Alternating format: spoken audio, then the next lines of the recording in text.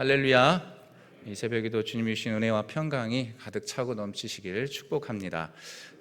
저희들이 이제 고린도 전서의 말씀을 이제 정리하고 이 고린도 후서의 말씀을 이제 저희 부교육자들이 이제 나누게 됩니다. 오늘 특별히 고린도 후서 1장의 말씀이 되겠는데요.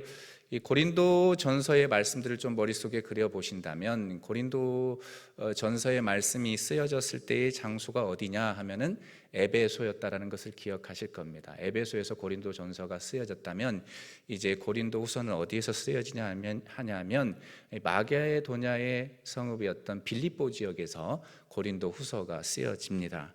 자, 이런 내용들이 쓰여지고 있는 내용이 고린도 후서인데요. 전체적인 좀 고린도 후서 총 13장으로 기록이 되어 있는데 스토리를 중심적인 내용들을 약간 이야기해 본다면 바울은 자신이 직접 갈 수 없어 가지고 디도를 먼저 보냅니다. 그리고 디도는 이 고린도 교회 소식을 가지고 와서 드로아에서 바울과 디모데를 만나기로 되어 있었습니다. 성경을 쭉 읽다 보면 2장 부분에 보면 근데 드로아에 바울과 디모데를 만나기로 해놓고 나서 디모데는 오질 않았습니다. 그곳에 오지 않았죠. 바울과 디모데는 디도를 만나지 못했습니다. 그래서 후에 어떻게 되냐면 이 바울과 디모데가 7장에 보시면 고린도후서 7장에 보면 디도를 찾아갑니다. 디도를 찾아가죠. 빌립보를 향해 가서 디도를 찾아가게 되는 내용들, 그리고 기쁜 소식들을 이제 듣게 되죠. 고린도 교회에 있는 그런 소식들을 듣게 됩니다. 그러면 이런 내용들이 쭉 이어지면서 특별히 이 서신에서 고린도 후서에서 좀 강조하는 것이 어떤 내용이냐면 사도 바울에게 있어서 자신의 사도권을 변호하는 스토리들이 되게 많이 등장해요, 개인적으로. 그래서 어떻게 보면 고린도 전서의 내용이 고린도 교회의 내부적인 문제의 갈등에 있어서 사도 바울이 문제를 해결하려고 했다고 한다면 이 고린도 후서는 개인의 문제를 많이 다루고 있다라고 이해하시면 되겠습니다. 자신의 사도권에 대해서 강력하게 개인적으로 변화하는 내용들, 그리고 그런 내용들이 많이 기록되면서도 자신에 있어서 그러면서 고생담, 내가 정말로 열심히 복음을 증거하면서 고통당했고 아픔당했다라는 이야기들, 소위 고생담이라는 내용들이 고린도후서 4장, 6장, 11장에 이렇게 기록이 되어 있습니다. 그리고 이제 헌금에 대한 내용들도 있죠.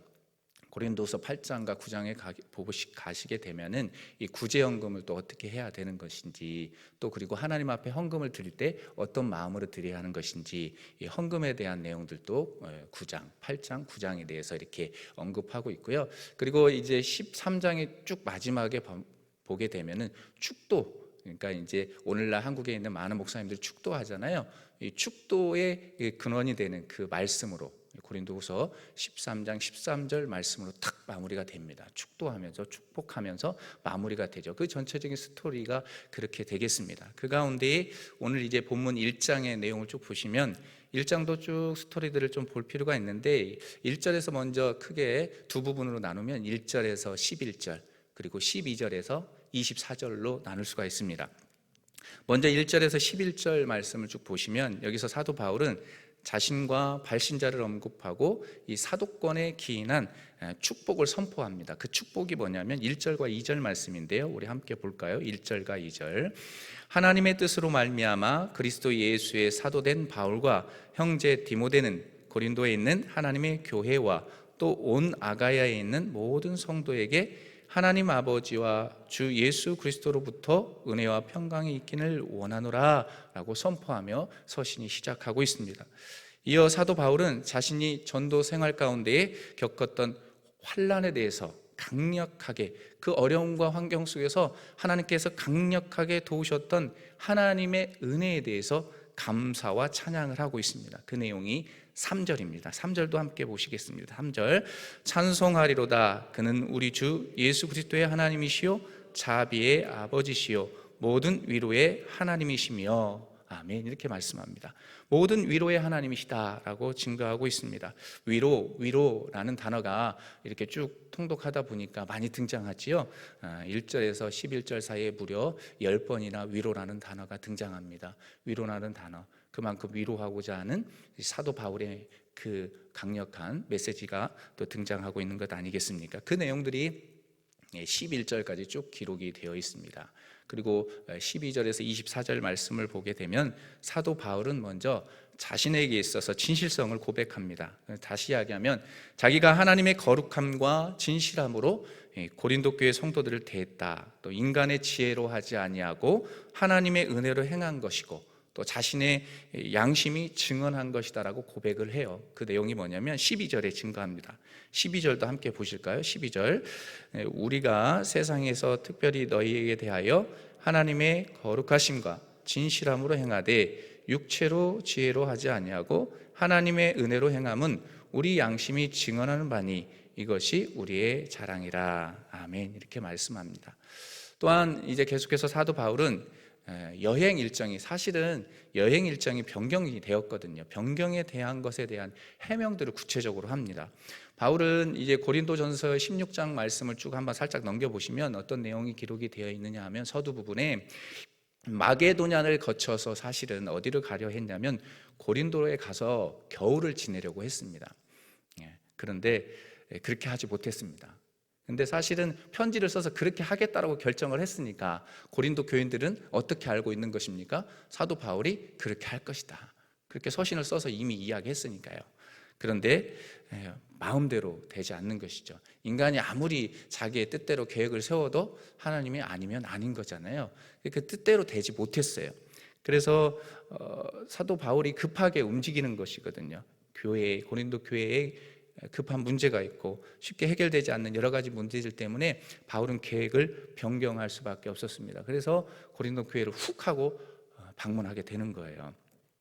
이렇게 됐을 때 여러분 어떨까요? 군대 이야기를 좀 해본다면 사단장님이 내일 오신다고 하셨는데 오늘 왔다라고 하면은 그 부대, 예를 들면 대대에 방문한다 그랬다고 하면 난리가 나는 겁니다. 그리고 아니 어쩜 저렇게 할 수 있어? 약속은 해놓고 이렇게 오다니 어찌 이렇게 신뢰되지 않는 행동을 할까라고 하면서 막 아우성되고 원성이 자자했을 것입니다. 마찬가지였습니다. 고린도 교회에서도 아니 그렇게 온다고 했으면 약속대로 마게도냐를 지나서 고린도를 방문을 해야 되는데 아니 먼저 고린도에 오다니 라고 하면서 아우성되기 시작하고 웅성웅성거리기 시작하면 사람들이 불평, 불만이 쌓이게 되죠. 그래서 오해가 생기게 됩니다. 신뢰를 잃어버리는 사도 바울의 그런 모습들이 있기 때문에 그거에 대한 부분을 변호하기 위해서 쓰고 있는 스토리들이 12절부터 24절까지 내용들이 쭉 이어지고 있습니다.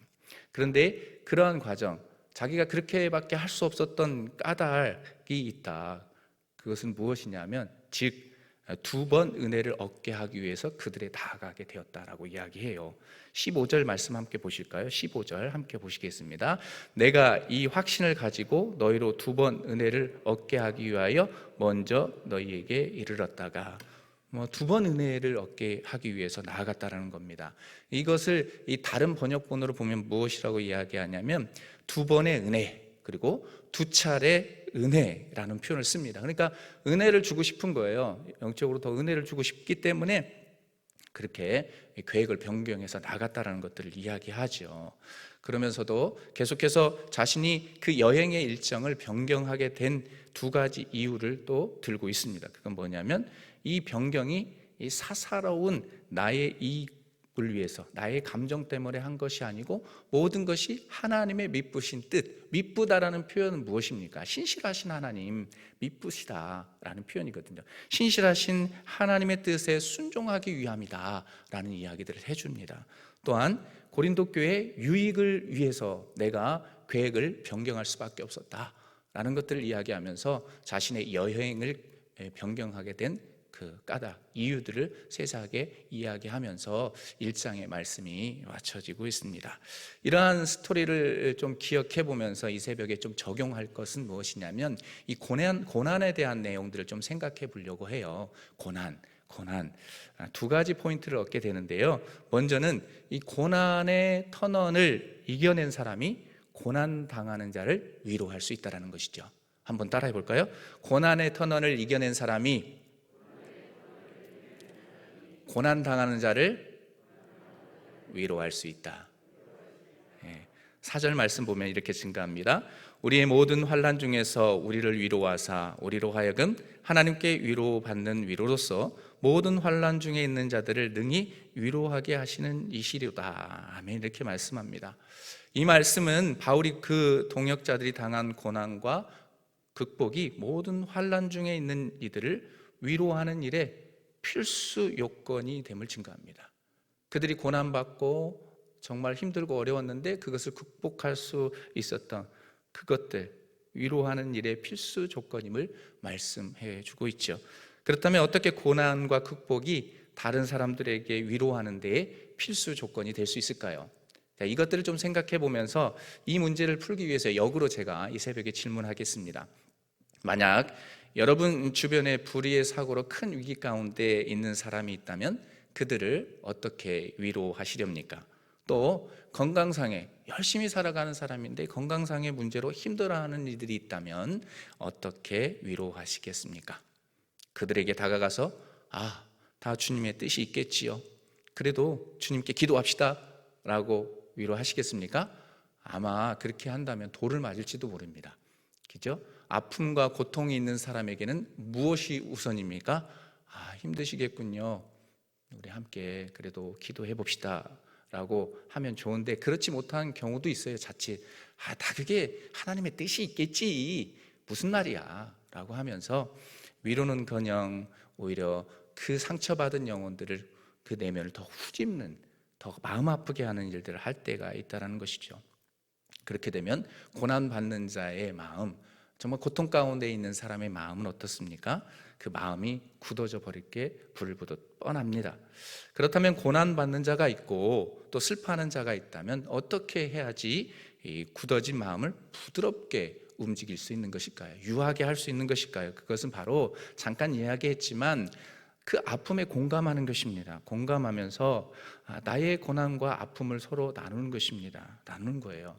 그러면 이야기하겠죠. 나에게서 그런 큰 고통과 아픔이 있나요? 라고 이야기하면 누구든지 크든 적든 여러 가지 고난과 아픔의 터널을 겪어 오셨습니다. 저와 여러분들에게는 분명히 그것이 있습니다. 그 누구도 부자든 가난한 자든 엄청나게 재력이 있는 사람이든 권력이 있는 사람이 누구에게든지 이 고난의 시절은 있습니다. 고난이 있다라는 것이죠. 그 고난의 터널을 지나온 경험들이 누구에게든지 다 있다라는 것입니다. 적든지 크든지 다 있습니다. 그렇기 때문에 슬퍼하는 자들과 그 함께 나누는 것입니다. 나에게 있어서 했던 경험 그리고 들었던 그 경험들을 기억하셔서 나누는 것입니다. 함께 슬퍼하고 또 슬퍼하고 또 함께 위로하면서 위로하는 것이죠. 성경에서는 그렇게 가르쳐주지 않습니까? 로마서 12장 15절의 말씀에 보면 아주 유명한 말씀이 있잖아요. 즐거워하는 자들과 함께 뭐하라? 즐거워하고 우는 자들과 함께 뭐하라? 울라. 그렇게 말씀하잖아요. 성경의 가르침입니다. 우리가 할 수 있는 것 바로 그런 것입니다. 즐거워하는 자들과 함께 즐거워하고 우는 자들과 함께 우는 것입니다. 그러면서 하나님께서 베풀어 주신, 그러면 어떤 은혜가 임하느냐 하면 하나님께서 베풀어 주신 참된 평화와 기쁨이 그들에게 임한다는 것이죠. 공감해주고 슬퍼하고 아파하면. 그런데 그것은 누가 할 수 있느냐? 누구든지 우리에게 있어서 어떤 고난의 터널을 지나온 어떤 경험이 있을 때에 사실은 좀 공감이 더 되고 더 깊이 있게 기도하고 또 격려할 수 있게 된다는 것이죠. 사랑하는 새벽의 성도 여러분, 고난의 터널을 이겨낸 사람들이 고난당하는 자를 위로할 수 있습니다. 그러므로 우리가 잊지 말 것은 삶의 자리에서 겪는 이 고난이 유익이라고 하잖아요. 유익에는 여러 가지가 있을 수 있습니다. 자기에게도 유익이 있지만 나에게 있어서 이 고난을 통해서 누군가에게는 또 다른 위로를 줄 수 있고 또 다른 희망을 줄 수 있다는 겁니다. 그러면서 잃지 말 것은 무엇이냐? 고난이 결코 헛된 것이 아니다. 나에게 있어서 고난과 아픔이 당할 때 하나님 나에게 왜 이런 고난과 슬픔을 줬습니까? 라고 묻기 이전에 하나님의 뜻이 있겠죠? 하나님 저에게 쓴 계획이 무엇입니까? 라고 물으면서 하나님 앞에 넙죽 엎드리는 것입니다. 그러면 고난의 뜻을 발견할 수 있게 되고 그것들을 통해서 정말로 진실로 이 세상 가운데 어두워가는 이 세상 가운데 힘들고 어려워하는 이들을 옳은 대로 돌아오게 할 수 있고 또 많은 이들에게 기쁨을 줄 수 있는 거룩한 하나님의 백성이 될 줄 믿습니다. 오늘 또 여러분 살아가실 때에 힘들고 어려운 분들 계시다면 함께 손잡고 기도하시면서 위로하시고 또 그렇게 소망을 주시는 귀한 거룩한 하나님의 백성이 되시길 주님의 이름으로 축복합니다. 자, 두 번째로 기억할 것, 깨닫는 교훈은 이 부활의 신앙을 소유한 자만이 고난 앞에서도 회복을 노래할 수 있다. 부활의 신앙을 소유한 사람들 고난 앞에서 회복을 노래할 수 있다는 것이죠.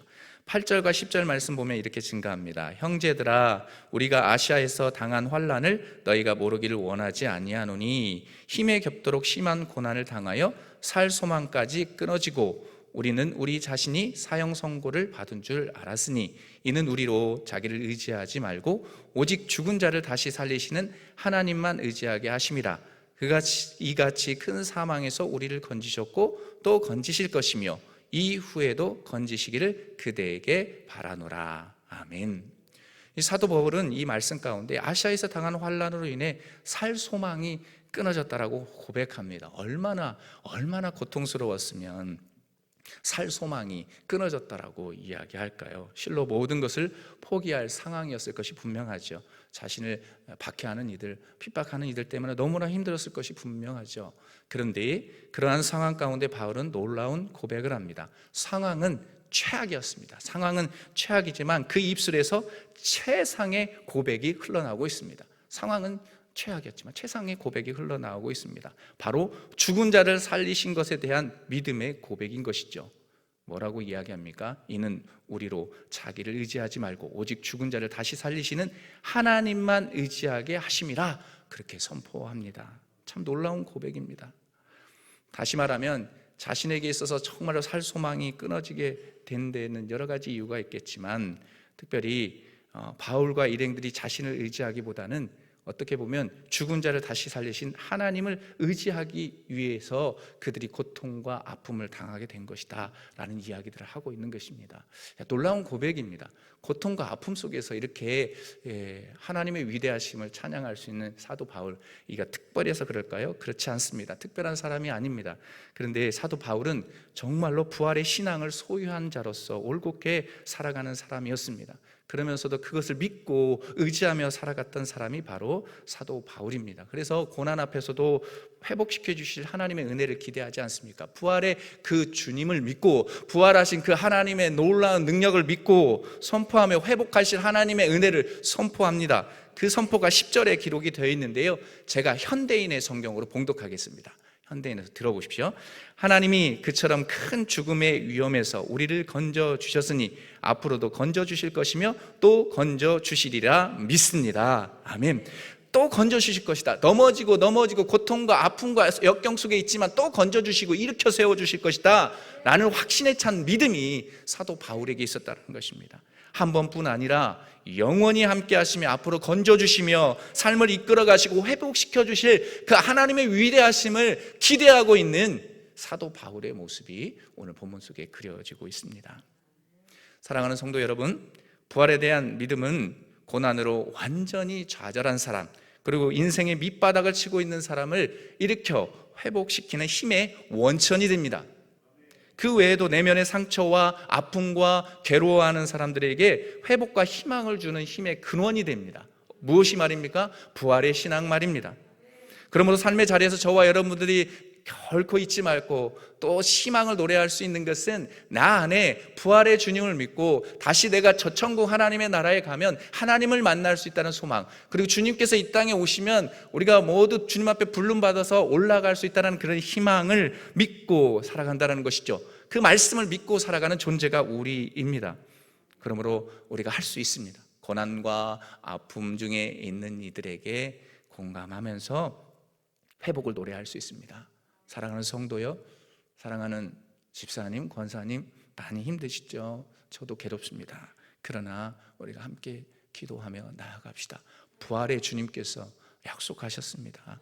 부활의 주님이 함께하고 계시고 또 그러면서도 그 주님께서 모든 것들을 살리실 것이고 회복시키실 것을 우리 기대하면서 기도합시다 라고 선포하실 때에 여러분들과 함께 기도하며 함께 눈물 뿌렸던 그 은혜의 결실이 삶의 자리에서 주렁주렁 열리게 될 줄 믿습니다. 그러므로 결론을 내리면서 잊지 마십시오. 꼭 잊지 마십시오. 부활의 신앙을 소유한 자로서 내가 먼저 신실하게 서 있고 그렇게 힘들어하는 이들에게도 그렇게 부활의 신앙을 전수해 주심으로 하나님의 나라를 위해서 기쁨으로 전진하는 저와 여러분들의 삶이 되시길 주님의 이름으로 축복합니다. 그럴 때 눈물 가운데 있는 이들, 또 희망이 없어서 좌절 가운데 있는 이들에게 한번 웃어볼까요? 마스크를 쓰고 계시니까 웃음이 멋있죠? 이 웃음이 얼굴에서 끊이지 않게 될 것을 기대합니다. 오늘도 그러한 은혜들을 우리 기대하면서 함께 기도할까요? 오늘 주신 말씀을 기억하면서 우리 기도합시다. 여러 가지 말씀을 나누었지만 이 고난에 대한 의미를 좀 머릿속에 그려보십시오. 여러분, 고난 없는 사람 없습니다. 고난의 터널을 지나오시는 분들 계실 수도 있는데 하나님, 그들 가운데에는 하나님이신 부활의 능력과 희망으로 하나님께서 회복시켜주시고 고쳐주시고 일으켜 세워주실 것에 대한 희망을 갖게 해주시라고 기도해 주시고, 또 우리에게 고난과 아픔을 터널을 지나온 그런 경험이 있다면 힘들고 어려운 이들을 위해서 눈물 뿌려 함께 기도할 수 있는 그런 존재가 될 수 있도록 도와주십시오. 또 공감할 수 있고 눈물 뿌려 기도할 수 있는 그런 마음 주십시오라고 함께 기도하도록 하겠습니다. 주여 한번 외치고 기도합니다.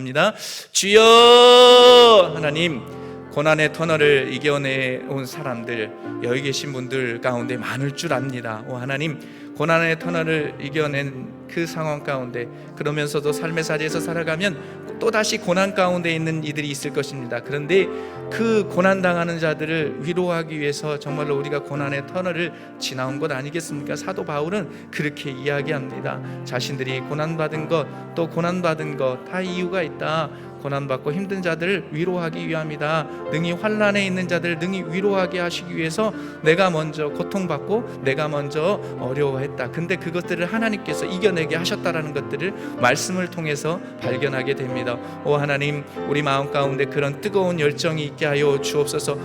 하나님 아버지, 그러면서도 우리가 또 잊지 말 것은 부활의 신앙을 하나님 유지하는 것입니다. 하나님, 부활의 신앙을 유지하고 살아가는 것, 고난 앞에서도 회복을 노래할 수 있습니다. 하나님께서 건져주실 것이다. 큰 사망에서 우리를 건지셨고 또 건지셨으며 이후에도 건지신다라는 것들을 기대하면서 선포했던 사도 바울의 고백이 우리의 고백이 되게 해주십시오. 그래서 하나님 앞에 영광 돌리게 하시고 기쁨을 줄 수 있는 그런 하나님의 백성들 되시길, 하나님의 거룩한 백성들이 될 수 있도록 주님 인도하여 주옵소서. 하나님, 고통 가운데 눈물 가운데 있는 성도님들 계시다면 부활의 신앙으로 다시 일어나게 하여 주옵소서. 주의 주신 능력으로 다시 일어나 세상을 향해 전진하게 하여 주옵소서. 그래서 정말로 신실하게 하나님 앞에 우직하게 서 있는 우리의 모든 삶이 될 수 있도록 성령이여 함께하여 주옵소서. 주님 함께하여 주옵소서. 하나님 아버지, 은혜를 감사합니다. 오늘 고린도 후서 1장의 말씀을 통해서 하나님 고난에 대해서 잠깐 살펴보았습니다. 하나님, 우리가 고난 받는 것, 고난의 터널을 지나온 것, 어찌 보면 그것은 또 다른 고난 가운데 있는 이들에게 희망을 주고 소망을 주기 위함임을 다시금 깨닫게 합니다. 하나님, 결코 우리가 고난받고 고통받는 것이 결코 헛것이 아님을 깨닫습니다. 하나님, 우리에게 있는 이 고난과 아픔이 신앙의 유산과 자산이 되게 해주십시오. 그래서 많은 이들에게 힘들고 어려운 이들이 있다면 그리스도의 사랑을 전하게 하시고 위로를 할 수 있는 따뜻한 마음을 허락하여 주옵소서. 더불어서 하나님 아버지, 우리 가운데 고난과 아픔 가운데 있는 이들 계십니까? 오늘도 눈물 가운데 있는 이들 계십니까? 하나님 계시다면 부활의 주님을 온전히 믿게 하여 주시고 부활의 그 능력을 믿게 하여 주옵소서. 그래서 하나님께서 이겨내게 하실 것이고 그 고난의 터널을 뚫고 지나가게 하실 것임을 기대하게 하여 주옵소서. 그래서 정말로 훗날 모든 것들이 은혜였음을 고백할 수 있는 거룩한 하나님의 백성들 될 수 있도록 주여 은혜 베풀어 주옵소서. 그래서 정말로 신실하게 하나님 앞에 쓰임받는 모든 거룩한 하나님의 백성들이 되길 원하옵고 존귀하신 예수 그리스도의 이름으로 기도합니다. 아멘. 주여, 주여, 주여. 하나님 아버지, 주여 주여 부르짖으며 하나님 앞에 나아갑니다. 우리의 눈물과 우리의 신음, 고통 소리를 들으시는 하나님, 우리의 부르짖음을 들어주옵소서. 하나님, 우리가 매일 새벽마다 주여 주여 부르짖으며 기도하는 여러 가지의 기도 제목들이 있습니다. 하나님 아버지, 이 땅에 하나님의 신 긍휼과 자비하심이 있게 하시고 코로나로부터의 하나님의 종식이 있게 하시고 또 하나님 여러 가지 악법들이 하나님 폐지될 수 있도록 주님 도와주옵소서.